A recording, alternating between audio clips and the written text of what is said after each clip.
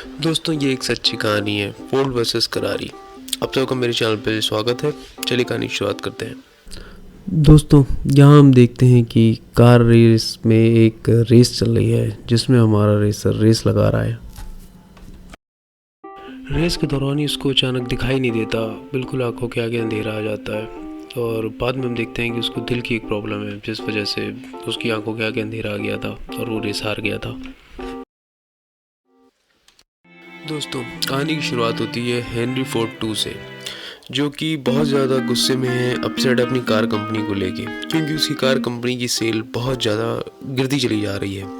Cell ना होने की वजह से वो सबको मीटिंग में बुलाता है और कहता है कि कुछ एक ऐसी चीज़ें करो, कुछ ऐसे स्टेप लो जिससे मेरे कार की सेल बढ़े, कोई नए आइडिया लाओ या कुछ भी करो। नहीं कर सकते तो आना मत, मैं इस कंपनी को बंद कर दूंगा। तो दोस्तों, इस तरह 65 साल पुरानी कंपनी को फिर से खड़ा करने के लिए कुछ लोग सुझाव देते हैं, क्यों ना हम इस कार रेसिंग में इस कंपनी को उतारें, जिससे कि जो यंगर जनरेशन है वो उस कार रेसिंग में जीतते हुए देख के हमारी कंपनी की गाड़ी को और ख़रीदेगी। दोस्तों, उनका पहला स्टेप होता है कि वो कार कंपनी फरारी को ख़रीदना चाहते थे, जो कि बैंकरप्ट है, लेकिन वो कार रेसिंग में सबसे आगे थी। तो वो अपना ऑफ़र लेके उनके पास जाते हैं, लेकिन वहाँ से उनकी बेइज्जती हो जाती है तो वो वापस आ जाते हैं। अब कहानी में दिखाते हैं मैट डेमन को, जो कि कैरल शेल्बी का रोल प्ले कर रहे हैं, जो कि दिखाते हैं अपने टाइम के एक बेस्ट कार रेसर हैं और इस टाइम रिटायर हैं और वो अपनी कार डीलर कंपनी को इन्वॉल्व में लगे हुए हैं, जो गाड़ियों के ऑटोमोटिव डिज़ाइन को भी काम करती है, लेकिन उनकी अपनी फाइनेंशियल प्रॉब्लम चल रही है। अब हमारी कहानी के जो दूसरे करेक्टर हैं वो हैं क्रिश्चियन बेल, जो इसमें केन माइल का रोल प्ले कर रहे हैं। वो इसमें काफ़ी इंटेंस हैं जैसे कि दिखाया गया है और बहुत ज़्यादा एटीट्यूड में रहते हैं। वो एक ज़बरदस्त कार मैकेनिक हैं और एक छोटी छोटी कारों की रेस में इन्वॉल्वमेंट रखते हैं अपनी, और उनकी भी फाइनेंशियल प्रॉब्लम बहुत ज़्यादा दिखाई गई है।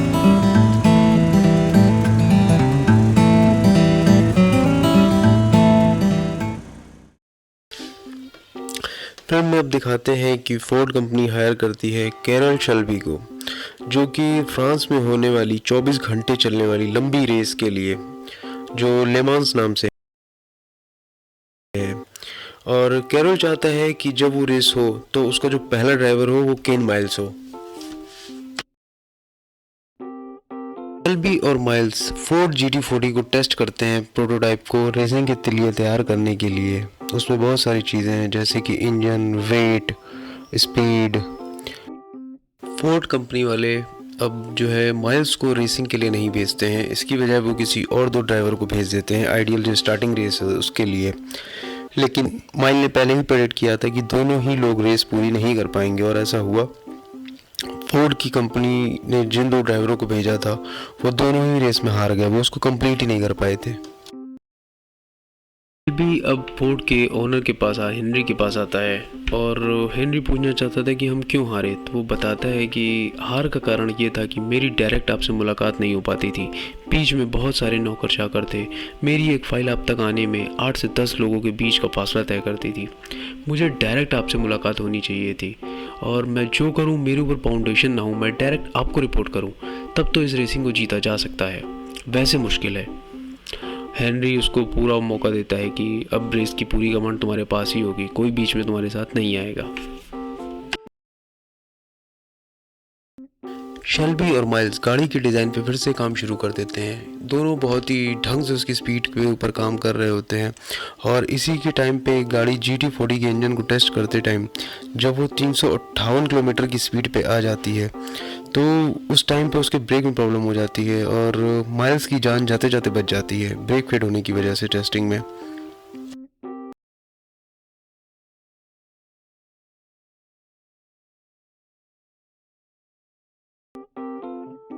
कंपनी के लोग आते हैं और वो शेल्बी से कहते हैं कि वो माइल्स को रेस में नहीं लेना चाहते हैं, लेकिन माइल्स किसी तरीके से फोर्ड कंपनी के ओनर को अपनी उन्हीं की गाड़ी में बिठाता है और बहुत तेज़ रेस कराता है।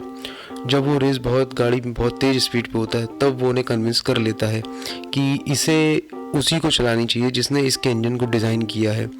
आप उसको भी माइल को एक बार रेस में भेजिए, अगर वो हार जाएगा तो आप उस रेस में मत ले जाइएगा। तो वो लोग तैयार हो जाते हैं उस बात को लेके लिए। और जब कार की रेस शुरू होती है तो शेल्बी अमेरिकन एंटर करती है डेटोना में, और बीबी जो है वो भी शुरू अपनी एक फोर्ड की सेकंड कार को लेके आते हैं, नाशकार की। हॉलमैन मूडी उसको सपोर्ट करते हैं, लेकिन जब रेस चली रही होती है तो दोनों ही फोर्ड की गाड़ियां जीतने की कंडीशन पे होती हैं, लेकिन शेल्बी और माइल अपनी गाड़ी को 7000 आरपीएम की स्पीड पे ले जाते हैं, उसकी लिमिट से बहुत आगे। लेकिन होता क्या है कि माइल जीत जाता है उस रेस को।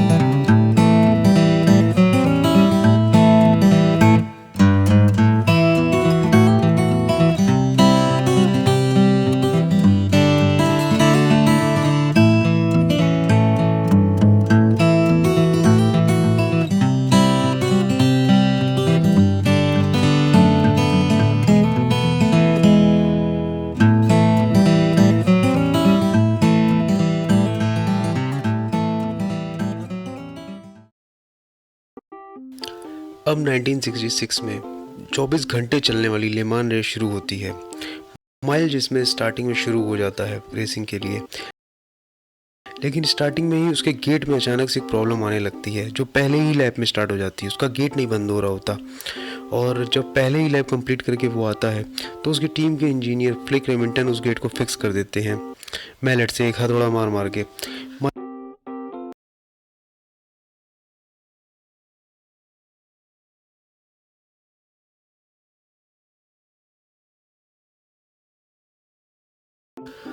अब वो फरारी के नए प्रोटोटाइप से रेसिंग शुरू करता है फिर से। माइल जब फरारी से रेसिंग कर रहा होता है तब उसके सामने एक नई समस्या आ जाती है।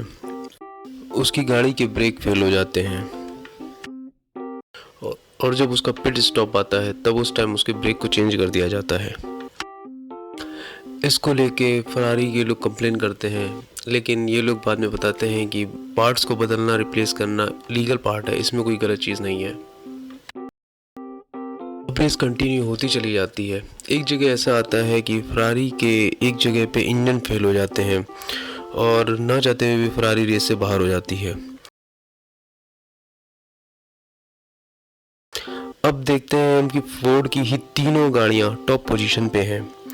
अब बीबी जो है शेल्बी को ऑर्डर देता है कि माइल से कहो, जो कि जीतने की पोजीशन में है, जीतने वाला था, कि उससे कहो कि अपनी स्पीड को स्लो करे और तीनों गाड़ियां एक साथ ट्रैक को क्रॉस करें, जिससे क्या होगा कि फोर्ड को एक अच्छा लगेगा कि फोर्ड की तीनों गाड़ियां ही टॉप पर हैं।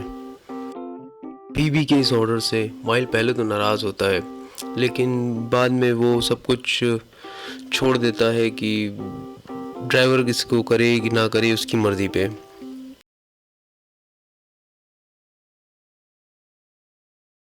माइल फिर खुद ही अपनी गाड़ी को स्लो कर लेता है, लेकिन वो एक नया रिकॉर्ड सेट कर सकता था रेस में, लेकिन वो स्लो करके तीनों गाड़ियों को एक साथ फाइनल लैप में क्रॉस करते हैं। लेकिन टेक्निकली तौर पे जो कंपनी के लोग हैं वो मैक्लारेन को विनर घोषित कर देते हैं, जिससे इसको काफ़ी दुख होता है।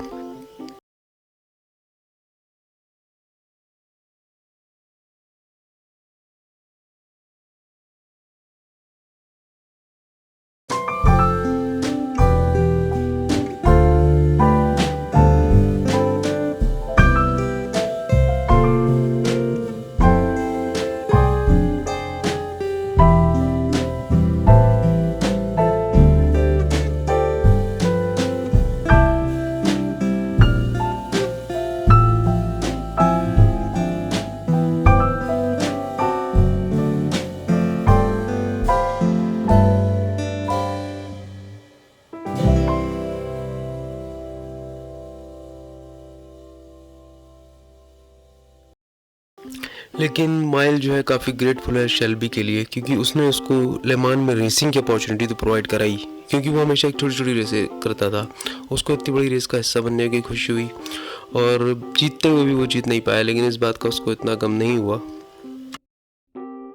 2 महीने के आगे की बात दिखाते हैं, जहाँ पे जो ये लोग अपनी एक अलग कार की टेस्टिंग कर रहे हैं, जे कार की, जो रिवर साइड रेस वे में है। माइल को एक बार फिर से कार में ब्रेक फेलियर की प्रॉब्लम हो जाती है कार को टेस्ट करते टाइम, और उसकी डेथ हो जाती है उसमें।